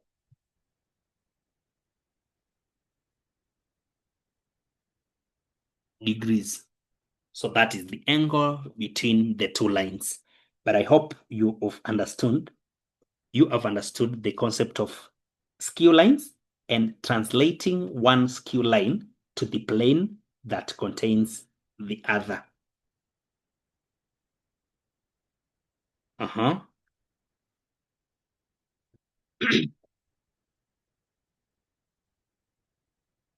So look at this. Look at this. Part E. Part E, we're told again to find the angle the line MB makes with the plane BDEG. BDEG. So that's what we are going to check, MB and BDEG. Allow me again to clear. Allow me to clear the diagram so that you may analyze it afresh again. So to analyze it afresh means we first identify the line MB. Line MB shall be here. M is here. We draw the line MB. That's the line we are intended in. What about the plane BDEG? BDEG. I hope you can see that plane now. Let me draw the plane using some different ink. B to D. Then from D to E. From E to G. BDEG. Plane.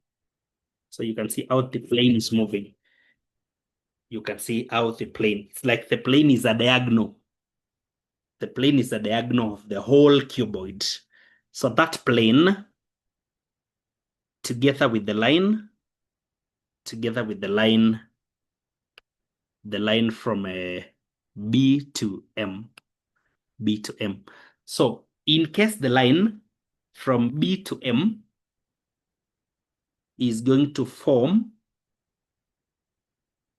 a certain is going to form a certain projection, then that projection shall fall. That projection shall fall on the angle. The projection shall fall on the plane this way. So from M that way. So if it's going to make a projection, then that projection whereby we can give it a very different color, a unique color. Let me prefer the yellow, if that is yellow.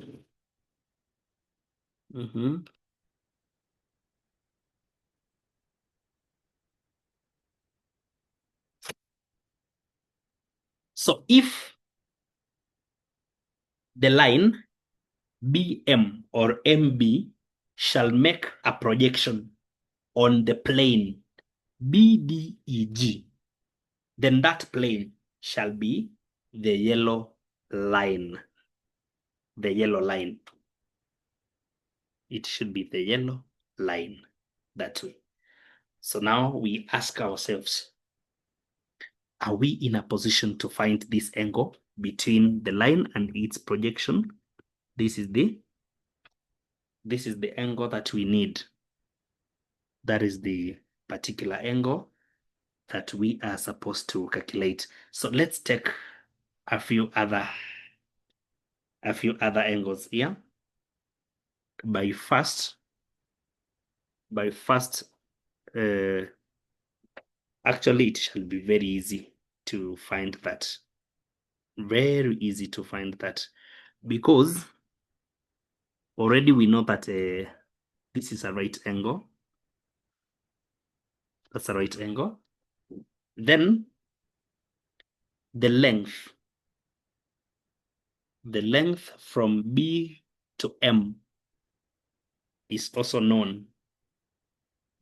The length from B to M is also known as 9.434. This is 9.434. That way, 9.434. Then now we can find the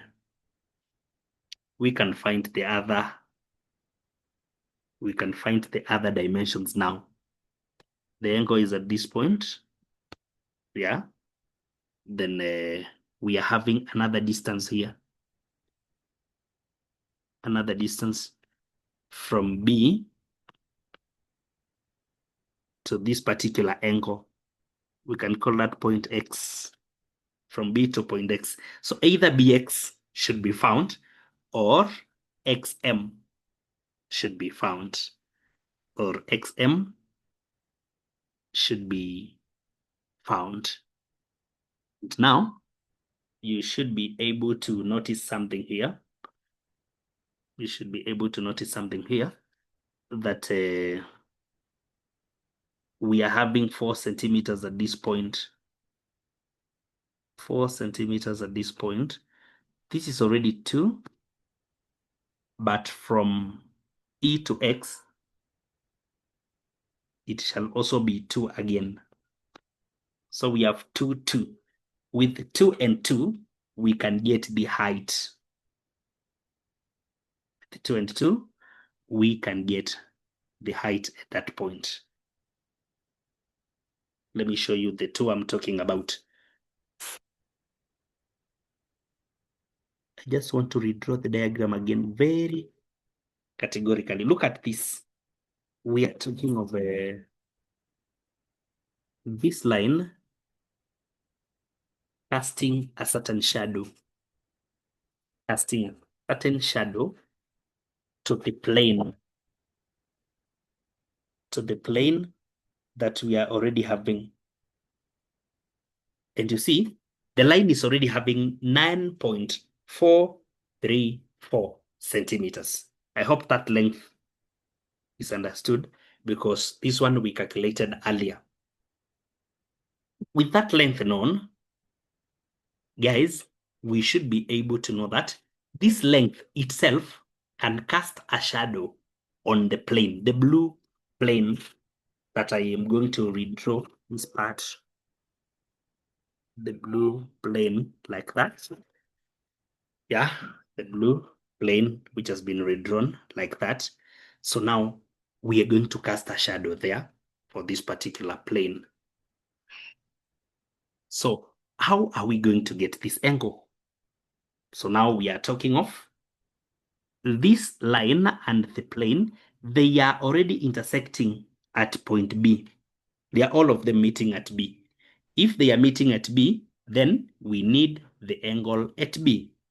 If we need the angle at B, should I draw this diagram independently? Should I draw this diagram independently? Because this is 4 centimeters. Then I just want to be in a position to show you how the shadow for this line is meeting the line itself at B. The line itself at B. So if we draw the shadow like this, the shadow like this,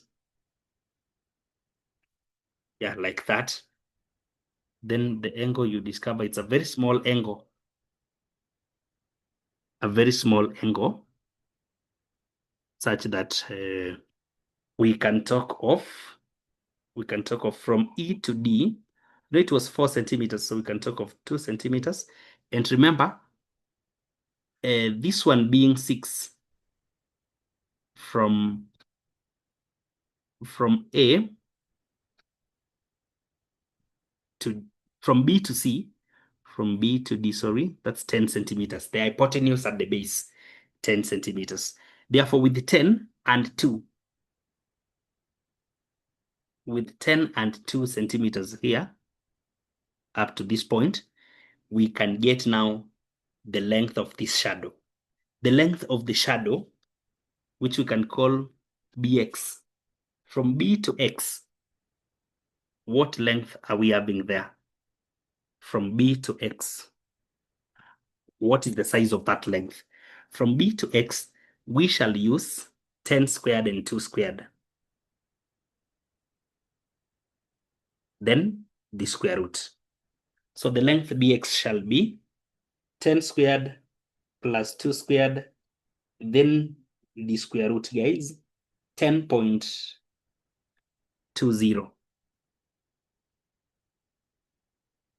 centimeters, sorry. So now something else that I want you to know is that if bx is known, and again, the distance from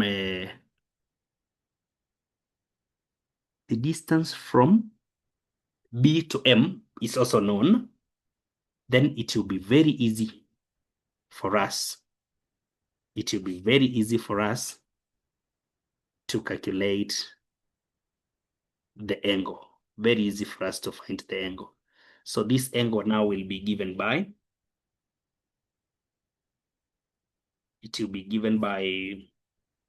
we can use again tangent now. The tan of this particular angle is going to be 10.20 divided by 9.434. Then we take the tan inverse for us to get theta. So theta shall be, when we divide this by 9.434, then we take the tan inverse. I'm getting 47.23 degrees. So the angle is 47, sorry, 0.23, 47.23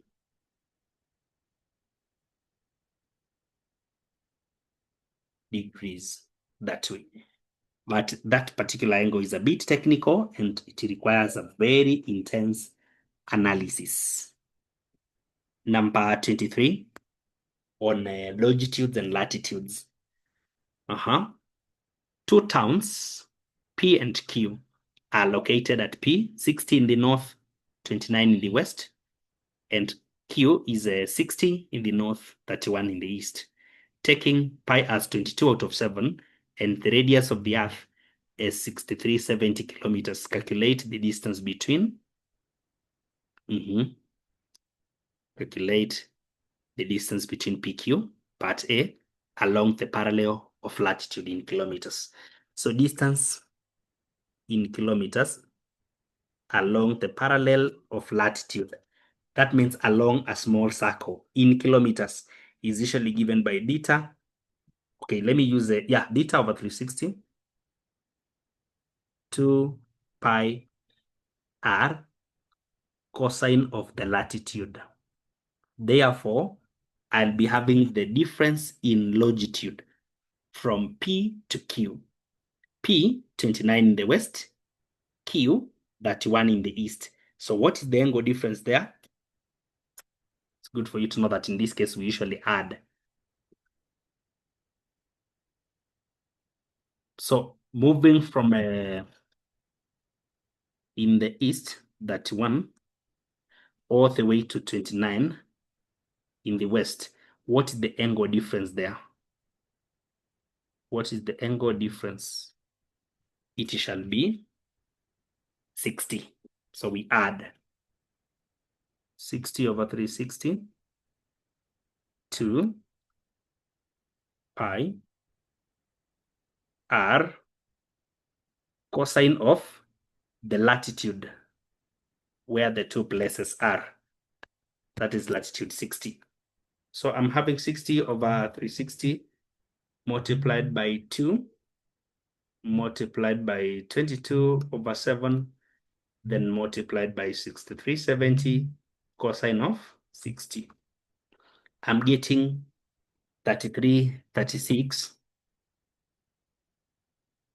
and 2/3 kilometers. And 2/3 kilometers that way.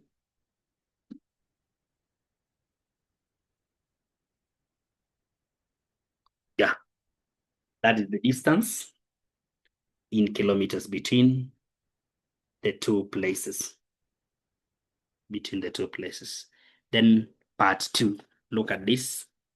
Distance along the parallel of latitude between the two places, but now in nautical miles. So distance in nautical miles along a small circle, 60 times theta cosine of the latitude of the two places.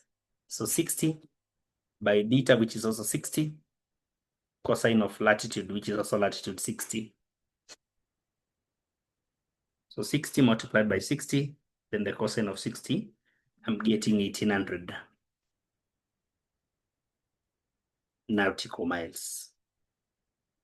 1800 nautical miles. All right. That is the distance in nautical miles. Distance in kilometers has already been computed up there. We proceed, and I hope guys you are still in and following up so keenly. At Roman 3, if the local time at P is 12:00 hours, determine the local time at Q. So we usually say this, that the Earth rotates through 360 degrees of the Earth within 1440 minutes. 1440 minutes. You know, 1440 minutes is what? 60 minutes times 24 hours. 1440 minutes. What about to rotate through 1 degree of longitude? So 14 out of 1440 over 360. So I'm getting 4 minutes. So for every longitude, there is a time difference of 4 minutes. So the two places are differing in longitudes by 60 degrees, from 29 in the west to 31 in the east. We have 60 degrees there. Therefore, I will say 1 longitude difference has 4 minutes difference in time. What about the 60 degrees that we are having here? 4 by 60. 4 by 60. Yeah, this is 240 minutes, which are equivalent to 4 hours. So the two places are differing in time by 4 hours. Now, one place is ahead. the other by 4. P is 12 hours. What about Q? 12:00 hours. What about Q?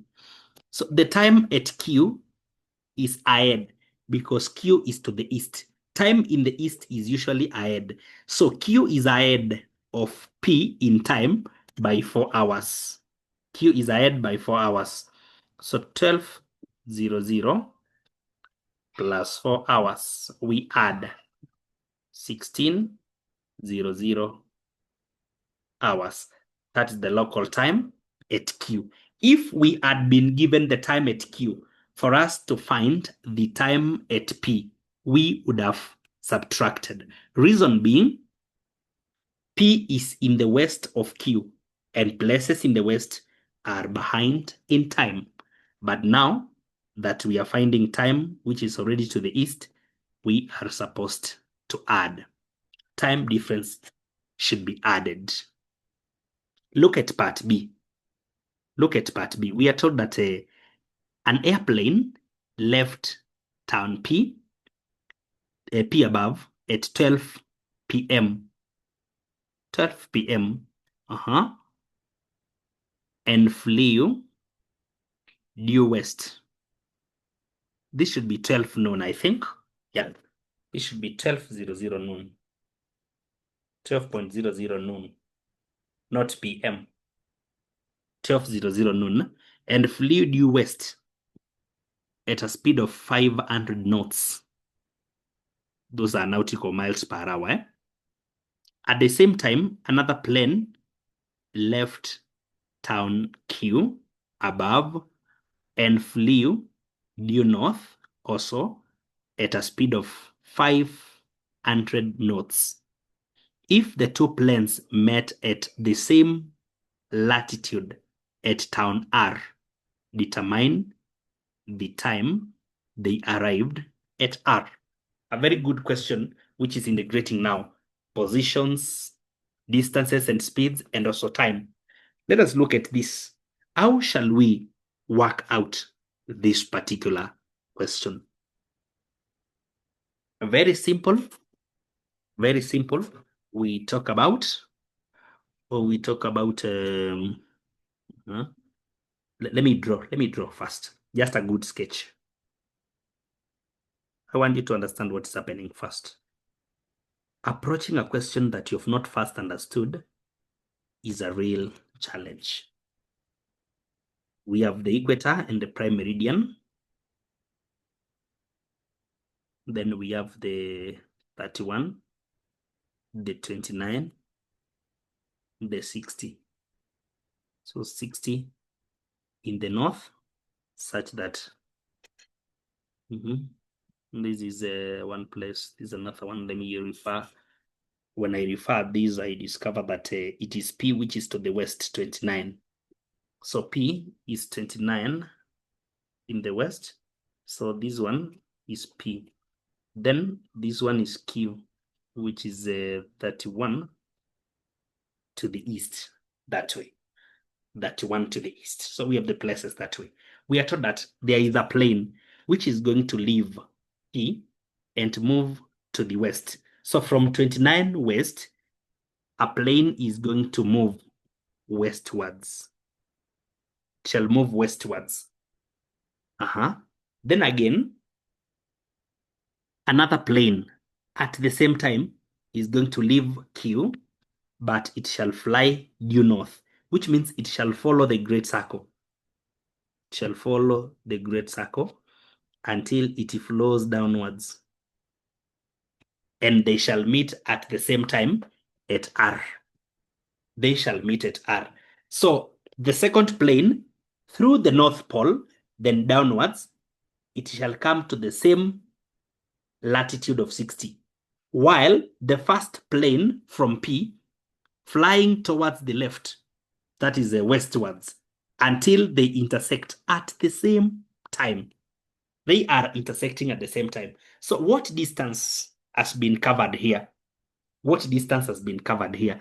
Therefore, we shall consider the second plane, which is moving from Q. So from Q, we're going to draw it very keenly here. And I shall use nautical miles. this is let me just sketch now about Q, the one moving from Q. If we say this is 0 degrees equator, then we are having we have to measure 60 degrees and also 60 degrees here, 60 degrees, 60 degrees. This is up to Q. Then you are supposed to know this, that we have measured so that we may reach our 60 degrees north. So that's why we have measured 60 degrees on both sides. 60 degrees in the north that way. So that means we are remaining with 60 degrees at this point. And now we have to move through an arc. This plane is moving through an arc. So this is the distance the airplane is going to trace the black arc, which is a great circle, through the North Pole, then down again to the same latitude, because it is going to intersect the first plane. Therefore, distance, guys, distance in nautical miles along a great circle, 60 times theta. So 60 times 60, because the angle at the center of this arc is 60. Yeah, that way. So we are getting 18. Is it 1800? Sorry, I was to cause a mess. That point, that 600 nautical miles. So we have the distance they shall cover. We have the distance the two of them shall cover. The distance the two of them shall cover is 36. Not the two of them, but the distance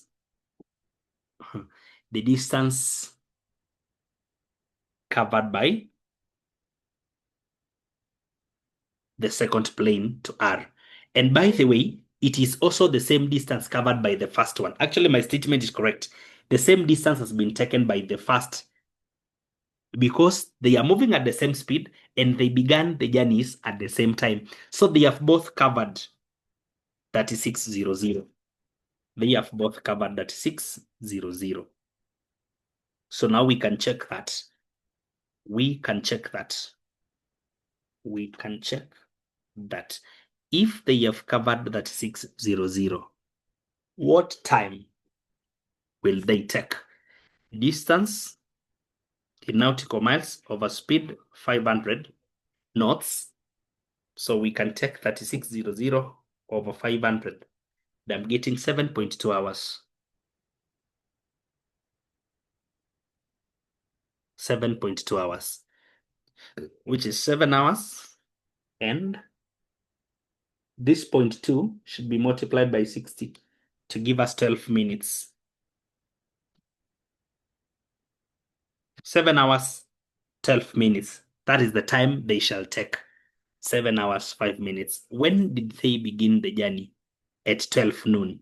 So what time are they going to arrive? What time are they going to arrive? Therefore, we are having 12:00. That is the beginning time, and 7:12. So this shall be 19:12 hours.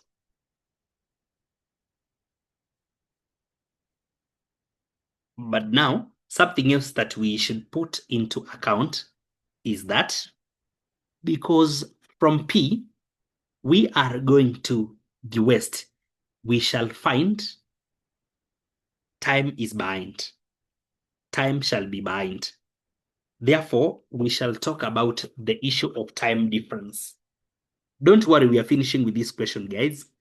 Don't worry, we are finishing with this question. So we shall say, according to the first plane from P, which is covering a distance of 3600. So in nautical miles, 60 times a known angle, cosine of the latitude, which is 60, what is going to be this angle difference between the two planes, between the two places. 3600 divided by 60 cos 60. I'm getting 120 degrees. So the first plane, which moved from P towards the west to position R, it went through an angle of 120 hours. Through an angle of 120 hours. So we will say that for every 1 degree, there are 4 minutes time difference. What about for the 120 degrees that we are covering here? We can see 4 by 120. These are minutes. So over 60, we shall get the time in hours. So I'm getting 8 hours. So after covering 7 hours, 12 minutes in traveling, they shall find that time at R is behind. So it shall not be 1912 now. It shall be, we minus 8 hours here, and the time shall be 1112 hours. 1112 hours, because the time in the west is behind, and it is behind by how many hours? By 12 hours, by 8 hours. How did we get 8 hours? From P, because time at P was 12 noon when the plane started moving, and it is going to cover an angle of 120 degrees. Then we can relate and get the 8 hours there. So we have to subtract time difference since the place is behind in time. Thank you for following. See you another time.